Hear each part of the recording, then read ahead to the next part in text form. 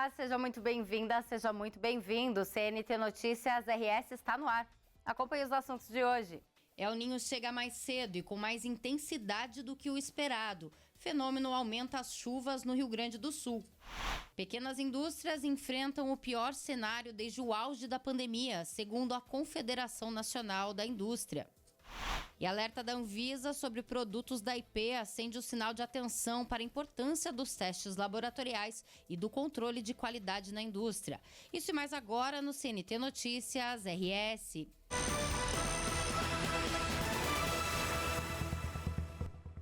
O fenômeno El Ninho deve chegar mais cedo e com mais intensidade do que o previsto a princípio. Aqui no sul, ele representa o aumento das chuvas, mas isso não significa necessariamente novos eventos extremos como as enchentes de 2024. Os meteorologistas já destacam a instalação iminente do fenômeno El Ninho neste ano. O período é caracterizado pelo aquecimento de águas na região equatorial do Pacífico, com efeitos no clima em vários pontos do globo, inclusive no Brasil. Anteriormente previsto para começar no segundo semestre, o El Ninho chega já no fim deste mês ou início de junho e deve ser também mais intenso do que o esperado. Nas últimas semanas, o Oceano Pacífico Equatorial tem apresentado um aquecimento acelerado. Olha, em fevereiro a gente ainda estava no patamar de laninha, águas mais frias do que normal, começou a esquentar e ficar acima da média ali em março, depois em abril já entre 0,2 e 0,4, aqui na 15 de abril já ultrapassou o patamar mínimo de El Niño, que seria 0,5, e aqui ficou nesse campo positivo acima do patamar de El Niño nas últimas semanas, aí em questão de praticamente de um mês. E a gente vê essa tendência aqui de aquecimento. O modelo europeu, na sua atualização, ele projetou, então, nas várias saídas desses modelos, ele projetou um aquecimento realmente condizente com aquilo que se chama de super El Niño, que são águas mais quentes, pelo menos de 2,5 graus, acima de 2,5 graus naquela região Ninho 3,4. O oceano aqueceu nesse patamar, assim, olhando os últimos episódios de El Niño, 97, 98, e depois 2015, 2016. A meteorologista destaca que os episódios de enchentes no Rio Grande do Sul em 2023 e 2024 estavam associados a um El Niño típico e que outros fatores levaram aos eventos extremos. Por isso, ainda não é possível afirmar quais as consequências pontuais do super El Niño deste ano. Porque o que causou enchente em 2023, 2024 não foi só o El Niño, foi um combo de vários fenômenos, muitos deles previstos no curto prazo. Muitos dos fenômenos que se sobrepuseram sobre o El Niño eram fenômenos que a gente conseguiu prever com 15 dias, com 10, com 5 dias de antecedência. Então não tem como hoje eu dizer que vai ser melhor ou pior, porque só o El Niño não é só ele que vai causar uma situação extrema, como foi 2023, 2024. Situação de enchente, cheias, existe? Sim, existe esse risco. Pode acontecer uma enchente no Vale do Taquari, pode acontecer uma enchente no Rio Uruguai, ou no Jacuí, ou na região do Caí, ou dos Sinos, não necessariamente todos ao mesmo tempo que aconteceu em 2024, que é um cenário, volto a dizer, os extremos.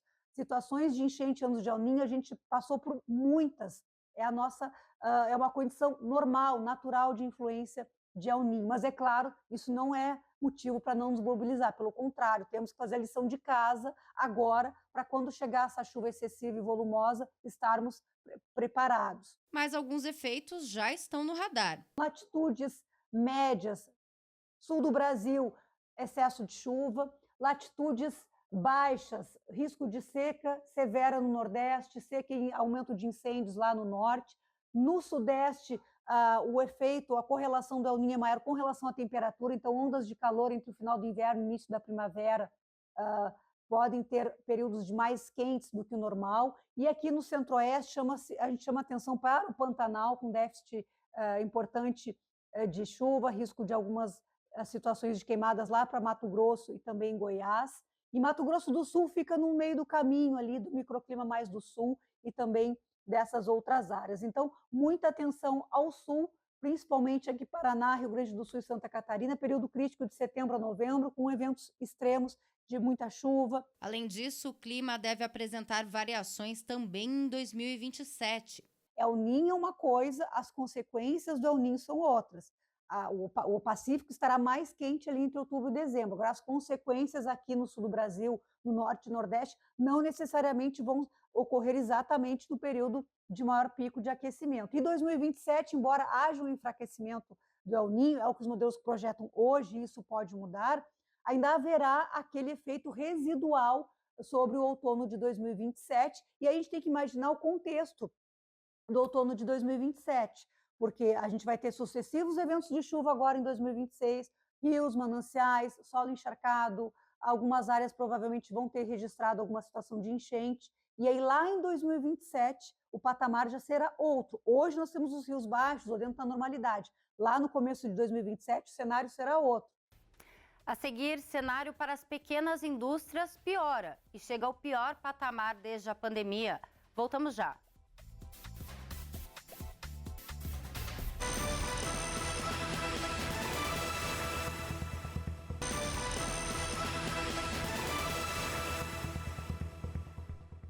Uma pesquisa divulgada pela Confederação Nacional da Indústria indica um cenário preocupante para a economia brasileira. O desempenho das pequenas indústrias atingiu o patamar mais baixo desde os meses mais críticos da pandemia de Covid-19. O índice de performance caiu para 43,7 pontos no primeiro trimestre do ano. É o pior resultado desde 2020. Entre as causas estão os juros elevados e a disparada nos custos de produção, agravados por conflitos internacionais. Já o índice que mede a saúde dessas empresas recuou 1 ponto em relação ao início do ano passado. Esse índice de desempenho ele é formado pela ponderação de 3 indicadores, que são o valor da produção, a utilização da capacidade instalada efetiva com relação ao usual e o número de empregados. Todos esses 3 indicadores, eles diminuíram nesse primeiro trimestre de 2026 com relação ao trimestre imediatamente anterior. E isso explica essa queda no índice geral de desempenho. Mas não é só a produção que preocupa. O bolso do empresário está mais vazio. O índice de situação financeira caiu 2,5 pontos, chegando a 39 pontos, a marca mais baixa em 5 anos. A satisfação com o lucro e a facilidade de crédito estão em queda livre. Já no ranking de problemas enfrentados pelos pequenos industriais, a carga tributária continua no topo, citada por quase 40% dos empresários da transformação. Mas o que assustou mesmo foi o salto do custo da matéria-prima. O problema foi da 6ª para a 2ª posição.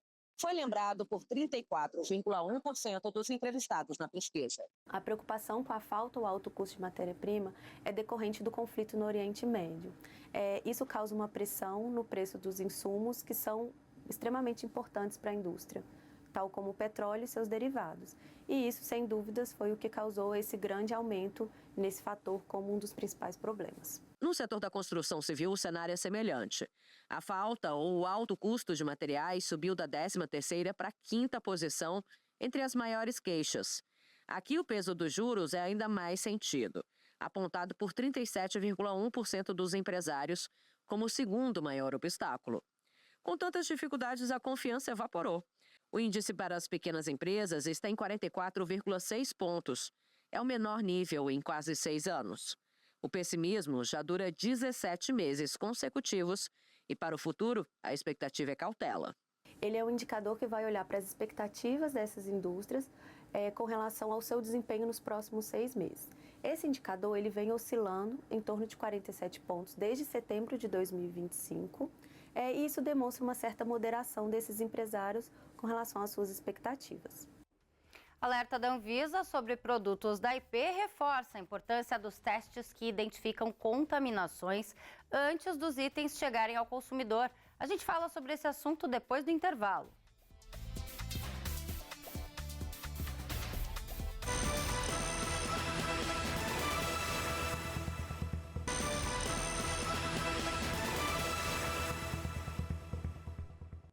O alerta da Anvisa sobre produtos da marca IP colocou muitos consumidores em atenção em todo o país. A agência identificou falhas no controle de qualidade durante uma fiscalização e suspendeu a fabricação e venda de alguns produtos da marca.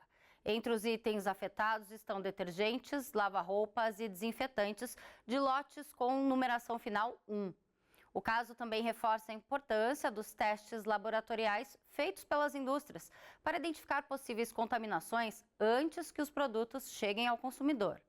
Antes de chegar às prateleiras, produtos de limpeza, cosméticos e até medicamentos passam por uma série de testes laboratoriais. O objetivo é identificar possíveis contaminações e garantir que os itens estejam dentro dos padrões de segurança exigidos pela Anvisa. É importante dizer que vários produtos são suscetíveis à contaminação microbiana. Não só produtos de limpeza, como os saneantes, mas cosméticos, medicamentos, suplementos alimentares. E, por isso, a Anvisa, que é o órgão que regulamenta esse setor, estabelece quais são os limites aceitáveis dessas contaminações. Então, qual que é o nível de contaminação, a gente chama de carga microbiana, que não vai causar risco ao seu usuário, ao paciente, à pessoa que vai utilizar esse produto no final. E para monitorar se os níveis de contaminação estão dentro desses níveis aceitáveis, as empresas estabelecem programas de testes. Segundo o especialista, o monitoramento é feito em diferentes etapas da produção. Então, qual que é o nível de contaminação, a gente chama de carga microbiana, que não vai causar risco ao seu usuário, ao paciente, à pessoa que vai utilizar esse produto no final.